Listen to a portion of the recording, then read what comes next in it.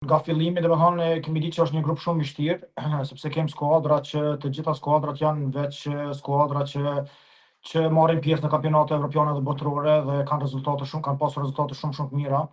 Kështu që nga fillimi kemi ditë që është grup i vështirë, po mendoj që kemi bërë një punë shumë të mirë dhe kemi bërë një them ndoshta pak befasi, shkaku që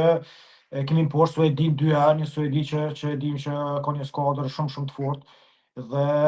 domethënë kemi bërë një punë shumë të mirë deri tani, jemi në vendin e dytë. Slovenia po ashtu ka qenë një prej ekipeve që ka qenë në kampionatin evropian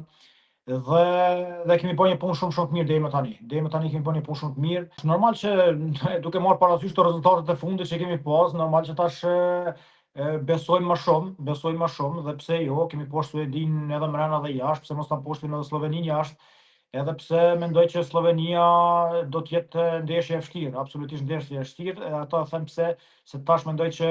ekipin ton do ta marrin edhe më shumë, edhe më seriozisht, domethënë kundërshtarët. Ndoshta ka pas një lloj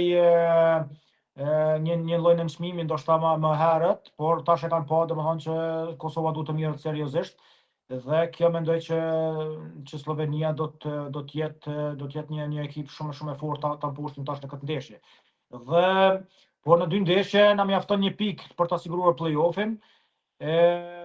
Por do të ishte fantastike me të vërtetë që nëse Suedia merr pikë në Zvicër dhe ne ta poshtim Sloveninë që të jetë një finale në Prishtinë. Kalibrin e Amirit nuk mundesh me gjetë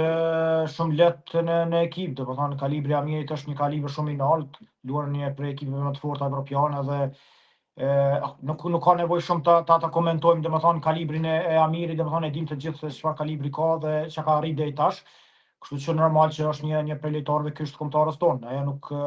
nuk diskutohet, kështu që do të jetë një ndihmë shumë e madhe mbrojtjes tonë, që mendoj që është duke bërë punë shumë të mirë mbrojtja jonë, domethënë këtu kemi pas ndoshta probleme më herët dhe kemi tash një mbrojtje defanziv shumë më solide, që është një gjë shumë normale, domethënë nuk është kjo veç për Kosovën ose për kombëtarën tonë, kjo domethënë është në përgjithësi në krejt Evropën, në krejt botën është, domethënë kombëtarët marrin bonuse të ndryshme në rast kualifikimi ose në rast suksesit ose në rast të një fitorie, kështu që me siguri që ndoshta do të ketë, kështu që nuk është një befasi shumë e madhe, është diçka që është shumë normale në të gjitha kombëtarët.